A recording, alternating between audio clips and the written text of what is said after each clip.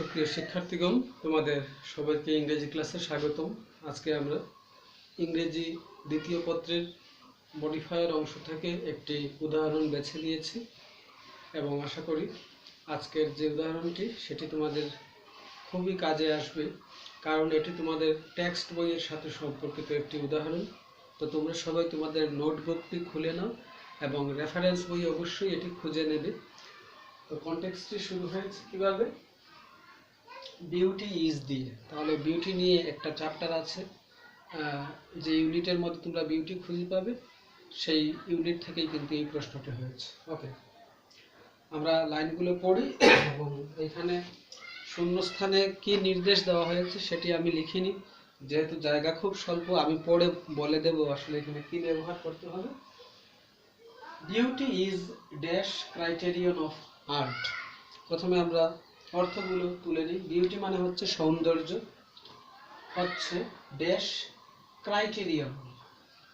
Criterion শব্দটির মানে হচ্ছে কন্ডিশন। ক্রাইটেরিয়ন শব্দটি কিন্তু সিঙ্গুলার এবং তার প্লুরাল হচ্ছে ক্রাইটেরিয়া।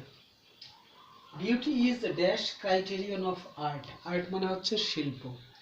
শিল্পের একটি শর্ত হচ্ছে সৌন্দর্য। তাহলে এখানে শূন্যস্থানে তোমাকে নির্দেশ দেওয়া হচ্ছে ইউজ ডিটারমিনার। Use determiner.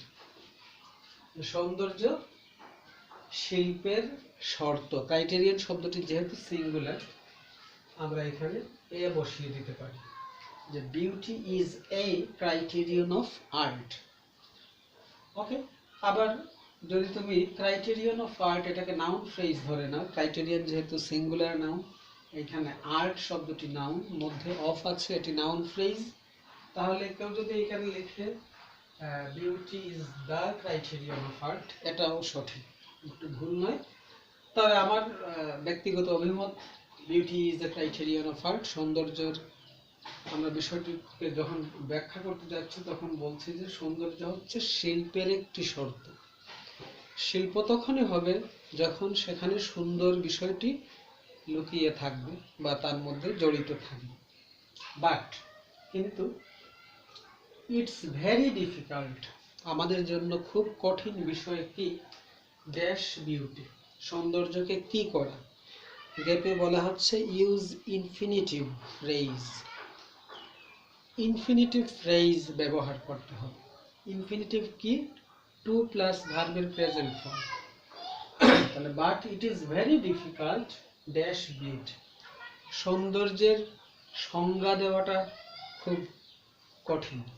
আসলে সৌন্দর্য বিষয়টা কি? কেউ যদি কাউকে জিজ্ঞেস করে আসলে সৌন্দর্য বলতে তুমি কি বুঝো, তাহলে তুমি কিন্তু তার সংজ্ঞা দিতে গেলে অনেক সমস্যায় পড়ে যাবে, কারণ আসলে এই সৌন্দর্যের সংজ্ঞাটা বের করা কঠিন। কেন কঠিন? কারণ এক একজনের কাছে এক একটা বিষয় সুন্দর হয়ে ওঠে, তাই কোনটা আসলে কার চোখে সুন্দর সেটা আমরা নিজেও অনুধাবন করতে পারি না। তবে বলতে পারি যে সৌন্দর্য হচ্ছে একটি গুণ। তো এখানে বলা হচ্ছে but it is very difficult dash beauty, খুব কঠিন হচ্ছে সৌন্দর্যের সংজ্ঞা দেওয়া। তাহলে আমরা ইনফিনিটিভ কি ব্যবহার করতে পারি? টু প্লাস ভার্বের প্রেজেন্ট ফর্ম। সংজ্ঞা দেওয়া মানে to define beauty. It is very difficult to define beauty. অথবা আমরা বলতে পারি it is very difficult to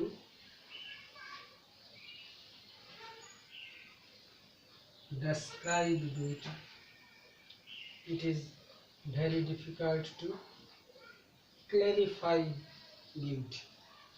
সৌন্দর্যের সংজ্ঞা দেওয়া যেমন কঠিন, তার ব্যাখ্যা করাটাও কিন্তু কঠিন। আমরা প্রথমটাই লিখতে পারি it is very difficult to define beauty. তাহলে আমাদের নাউন ইনফিনিটিভ হয়ে গেল, ইনফিনিটিভ ফ্রেজ হয়ে গেল টু ডিফাইন অথবা টু ডেসক্রাইব অথবা to clarify.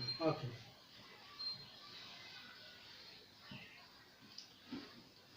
we may dash appreciate it.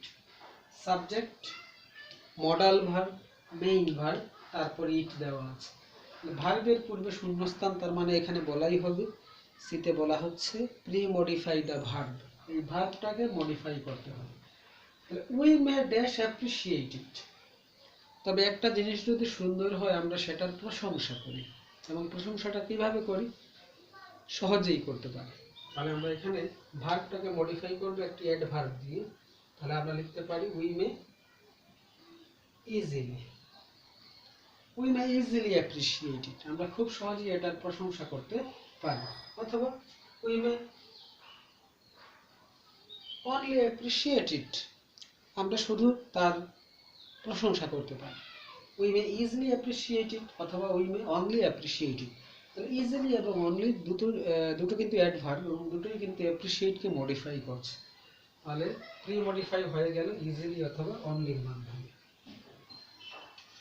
Beauty may not be identified dash or objectively।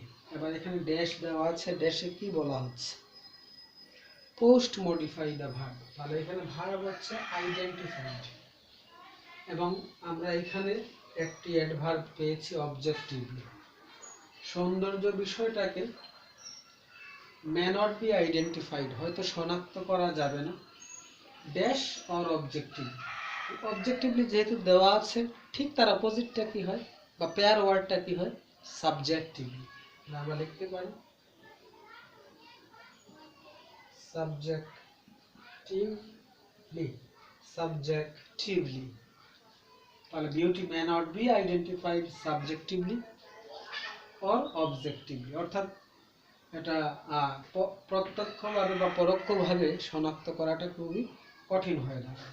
Beauty may not be identified subjectively or objectively.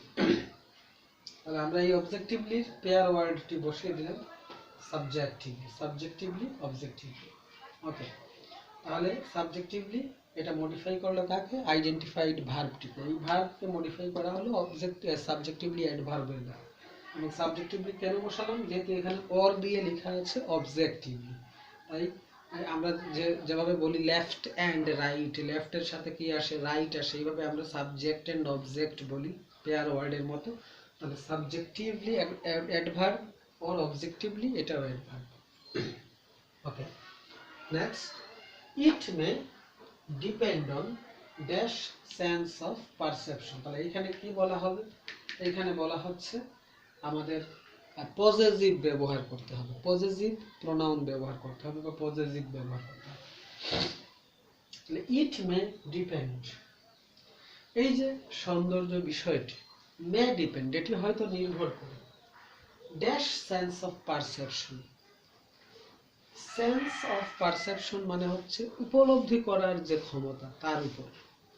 তো কে উপলব্ধি করে? অবশ্যই যিনি দেখেন তিনি উপলব্ধি করেন। তাহলে ইট মে ডিপেন্ড অন, আমরা এখানে পজিটিভটা লিখতে পারি ওয়ান্স, একজনের, one's sense of perception, one's sense of perception. অথবা আমরা লিখতে পারি যে ওয়ান্স পজিটিভ হয়ে গেল, অথবা লিখতে পারি আওয়ার, আমাদের, আওয়ার সেন্স অফ পারসেপশন। সুন্দর বিষয়টা নির্ভর করবে একজনের গ্রহণ করার ক্ষমতার উপর, অথবা আমাদের গ্রহণ করা বা উপলব্ধি করার উপর, বিষয়টির উপর। তাহলে it may depend on one sense of perception অথবা our sense of perception. Another problem is that, আরেকটি সমস্যা হলো যে সৌন্দর্যের ঠিক বিপরীত হচ্ছে আগলিনেস, বিশ্রী, কুৎসিত বিষয়টি। তাহলে another problem is that ugliness has a dash beauty too। সুন্দর বিষয়টাই যে সুন্দর তা কিন্তু নয়, অনেকের কাছে বিশ্রী বিষয়টাও সুন্দর লাগে। যেমন যারা অপরাধী তাদের কাছে অপকর্ম করাটাই যেন সুন্দর একটি বিষয়। তাহলে বলা হচ্ছে এটাই যে another problem is that ugliness has dash beauty too। আবার এখানে কি বলা হচ্ছে? Use possessive. তাহলে আগলিনেস এখানে হচ্ছে সাবজেক্ট এবং অবশ্যই তার পজেসিভ হবে ইটস, ইটস, আইটিএস। এখানে কিন্তু অ্যাপোস্ট্রফি নেই, আইটিএস। অ্যাপোস্ট্রফি দিলে এটা হয়ে যাবে ইট ইজ, তাই আমরা এখানে লিখব ইটস মানে ইহা।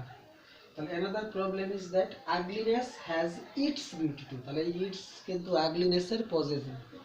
হ্যাঁ, বিশ্রী বিষয়গুলোরও কিন্তু নিজস্ব সৌন্দর্য আছে। নাও এখন দ্য কোয়েশ্চেন অ্যারাইজেস, আমাদের মনে একটি প্রশ্ন জাগতে পারে। নাও দ্য কোয়েশ্চেন অ্যারাইজেস, আমাদের মনে একটি প্রশ্ন জাগতে পারে যে হুয়েদার, তবে কি, বিউটি অ্যান্ড আগলিনেস, সৌন্দর্য এবং কুৎসিত, are the dash parts of art, এগুলো কি শিল্পের ড্যাশ অংশ। পার্ট এটা নাউন, তাহলে অবশ্যই বলা হবে এই নাউনটাকে মডিফাই করতে হবে, প্রি মডিফাই দ্য নাউন। হ্যাঁ, প্রি মডিফাই দ্য নাউন। তাহলে আমাদের মনে স্বাভাবিকভাবে একটি প্রশ্ন থাকতে পারে, তাহলে কি সৌন্দর্য এবং কুৎসিত যে বিষয়, এগুলো কি ড্যাশ পার্টস অফ আর্ট, এগুলো কি শিল্পের অবিচ্ছেদ্য অংশ, এগুলো কি শিল্পের অখণ্ড একটি অংশ। তাহলে আমরা বলতে পারি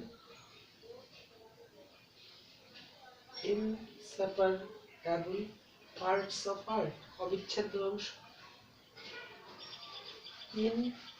ইনএভিটেবল, অপরিহার্য একটি অংশ। ইন্ডিসপেন্সিবল,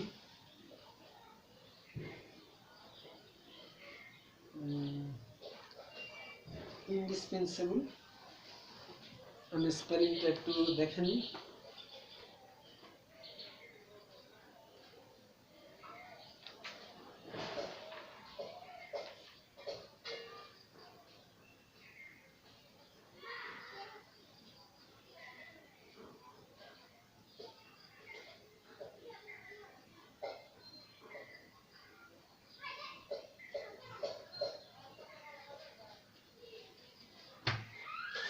ইন্ডিসপেন্সেবল, সরি স্পেলিংটা শুদ্ধ হয়ে গেল।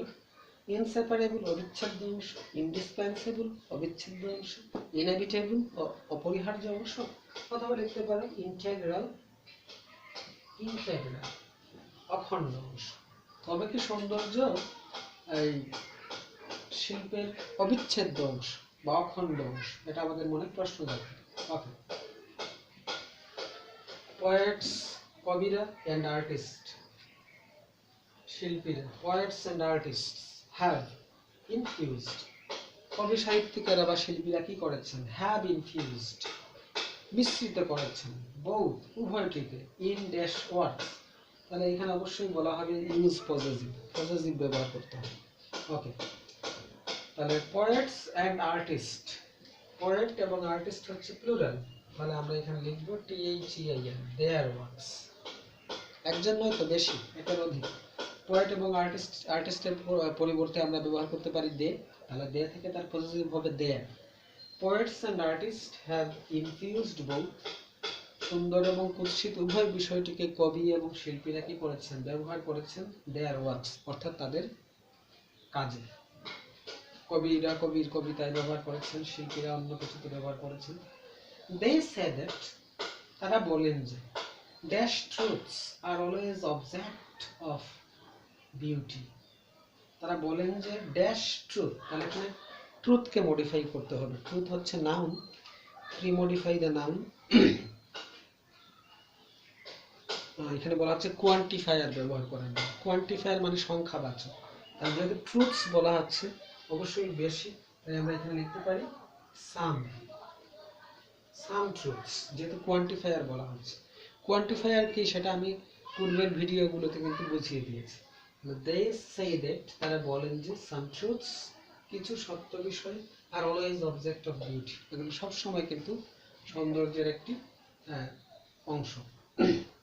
there are 2 points, দুটি কবিতা লেখা হয়েছে on beauty, সুন্দর বিষয়টির উপর, written by 2 poets of dash ages, দুইজন কবি লিখেছেন এবং আমরা আমাদের টেক্সট বইয়ে এই কবিতাগুলো পেয়েছি। তবে এই কবিরা কিন্তু একই যুগের ছিলেন না, তারা ভিন্ন যুগের ছিলেন, তাই বলা হচ্ছে প্রি মডিফাই দ্য নাউন, এই যে যুগটাকে মডিফাই করতে হবে। তাহলে ভিন্ন যুগ আমরা এখানে লিখতে পারি different ages, different ages. There are 2 poems on beauty written by 2 poets of different ages, অর্থাৎ ভিন্ন ভিন্ন যুগের দুজন কবি এই সৌন্দর্য নিয়ে কিন্তু তারা দুটি কবিতা লিখেছেন। তো শিক্ষার্থীরা, আশা করি তোমরা এটা বুঝতে পেরেছো। যদি না বুঝো তোমরা অবশ্যই আমাকে জানাবে। আগামী ক্লাস দেখার আমন্ত্রণ জানিয়ে আজকের মতো এখানেই বিশ্রাম নিচ্ছি। সবাই ভালো থাকো, সুস্থ থাকো।